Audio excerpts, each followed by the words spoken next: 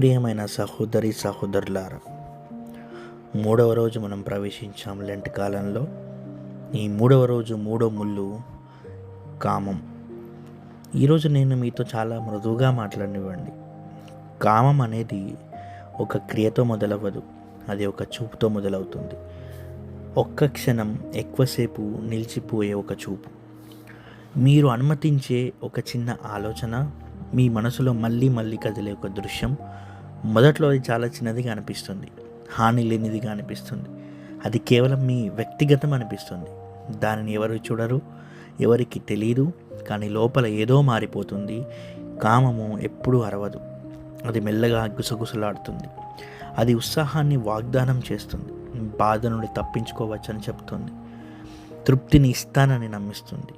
కానీ అది నెమ్మదిగా మీరు మనుషులను చూసే విధానాన్ని మార్చివేస్తుంది. అది మనుషులను కేవలం వస్తువులుగా పరిగణించేలా మారుస్తుంది, బంధాలను ఊహల లోకానికి మారుస్తుంది, పరిశుద్ధమైన విషయాలను కేవలం తాత్కాలిక సుఖాలుగా మారుస్తుంది. మరియు ఇందులో అత్యంత ప్రమాదకరమైన విషయం ఏమిటో తెలుసా? అంతా మీ అదుపులోనే ఉందని కామం మిమ్మల్ని నమ్మిస్తుంది, కానీ ఒకరోజు అది మీ అదుపు తప్పుతుంది. బైబిల్లో మనం చూస్తే మత్తయి సువార్త 5వ అధ్యాయం 28వ వచనంలో యేసు ఇలా చెప్పారు, నేను మీతో చెప్పినదేమనగా, ఒక స్త్రీని మోహపు చూపుతో చూచు ప్రతి వాడును అప్పుడే తన హృదయమందు ఆమెతో వ్యభిచారం చేసిన వాడగును. ఆయన దేని గురించి మాట్లాడుతున్నారో గమనించండి. ముందుగా క్రియ గురించి కాదు, హృదయం గురించి. ముందుగా ప్రవర్తన గురించి కాదు, ఆలోచన, ఇమాజినేషన్ గురించి. ఎందుకంటే యుద్ధ భూమి బయట లేదు, అది మన లోపలే ఉంది. కామం రహస్యంలో బ్రతుకుతుంది, అది నిశ్శబ్దంలో పెరుగుతుంది. చూడటం తదేకంగా చూడటంగా మారుతుంది, తదేకంగా చూడటం కోరికగా మారుతుంది, కోరిక అలవాటుగా మారుతుంది, అలవాటు ఒక బానిసత్వంగా మారుతుంది, ఒక బాండేజ్. ఆ తర్వాత అవమానం మొదలవుతుంది. మీకు మీరు ఇలా చెప్పుకుంటారు, నేను రేపటి నుండి మానేస్తాను, వచ్చేసారి దీన్ని అదుపు చేసుకుంటాను, ఇదే ఆఖరిసారి. కానీ ఆ చక్రం మళ్ళీ తిరుగుతుంది. It's a repeated cycle. పశ్చాత్తాపం కంటే అవమానం మరియు నింద పెద్దగా కనిపిస్తాయి. అవమానం ఇలా చెప్తుంది, నీవు అపవిత్రుడవు, నీవు బలహీనుడవు, నీవు ఒక వేషధారివి. కానీ ఆ స్వరం క్రీస్తుది కాదు. దైవిక గద్దింపు, కన్విక్షన్ మిమ్మల్ని దేవుని వైపు లాగుతుంది, కానీ అవమానం మిమ్మల్ని దేవునికి దూరం చేస్తుంది. ఇప్పుడు యేసు ప్రభువును ఊహించుకోండి. ఆలోచనలో పవిత్రుడు, ఊహల్లో పరిశుద్ధుడు, కోరికల్లో నిష్కలంచుడు. సైనికుల ముందు నిలబడి ఉన్నారు, వారు ముళ్ళను అల్లుతున్నారు.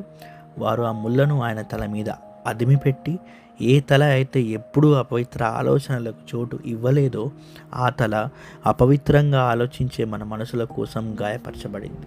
పరిపూర్ణమైన పరిశుద్ధ మనస్సు, పాపపు మనస్సు కలిగిన మన కోసం గాయపడింది.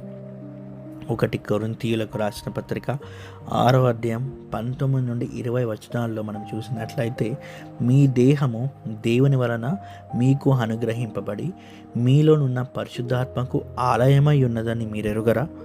మీరు విలువ పెట్టి కొనబడినవారు, మీరు కొనబడ్డారు, ఒక గొప్ప వెల చెల్లించి కొనబడ్డారు. మీ శరీరం సామాన్యమైనది కాదు, మీ మనస్సు పారవేసేది కాదు, మీ ఆలోచనలు చవకబారువి కానే కావు. కామం ఇలా చెప్తుంది, తీసుకో. ప్రేమ ఇలా చెప్తుంది, గౌరవించు. కామము ఒంటరిని చేస్తుంది, ప్రేమ అనుబంధాన్ని పెంచుతుంది.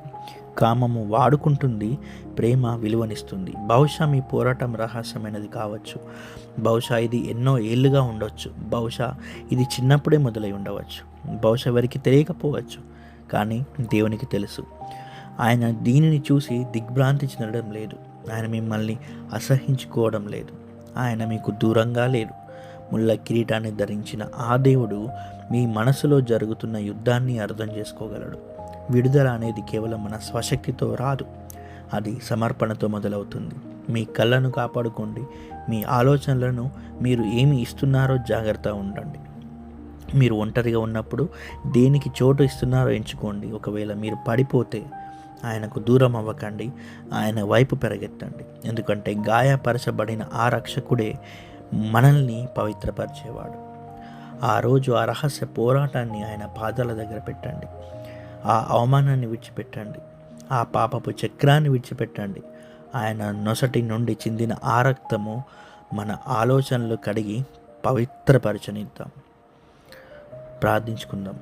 ప్రభు అయిన యేసు, ముళ్ళ కిరీటాన్ని ధరించినవాడ, ఆలోచనలో పవిత్రుడవు, కోరికలో పరిశుద్ధవుడు అయినా కూడా ప్రభువా, మా కోసం సెలవుపై మరణించావు, తిరిగి లేచావు.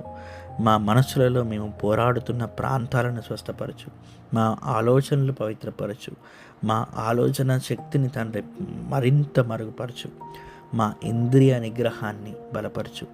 రహస్య బానిసత్వపు సంఖ్యలను తెరిచివేయము ప్రభువా, వాటిని తెంచివేయము. ఎక్కడ అవమానం ఉందో అక్కడ నీ కనికరాన్ని ప్రసాదించు. ఎక్కడ బలహీనత ఉందో అక్కడ నీ బలాన్ని ఇవ్వు. ఎక్కడ చీకటి రహస్యం ఉందో అక్కడ నీ వెలుగుని నింపు.